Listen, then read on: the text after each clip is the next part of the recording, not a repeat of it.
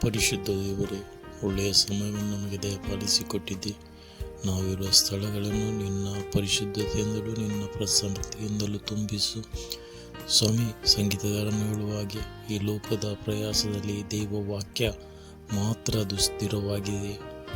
ತಂದೆಯಾದ ದೇವರೇ, ನಾವು ಈ ಲೋಕದಲ್ಲಿ ಜೀವಿಸುವಾಗ ನಮ್ಮ ಪ್ರಯಾಸ ಕಾಲದಲ್ಲಿ ಸ್ವಾಮಿ ಪಾಪಕ್ಕೆ ಪ್ರೇರೇಪಿಸಲ್ಪಡುವಾಗ ದೇವರ ವಾಕ್ಯ ಸ್ವಾಮಿ ನಮಗೆ ಅದು ಎಚ್ಚರಿಕೆ ನೀಡುವುದು ಮಾತ್ರವಲ್ಲದೆ ನಮಗೆ ಅದು ಮಾರ್ಗದರ್ಶನ ಕೂಡ ನೀಡುವ ಹಾಗೆ ನಿನ್ನ ಆತ್ಮನ ಬಲವನ್ನು ನಮಗೆ ದಯಪಾಲಿಸಿಕೊಡು.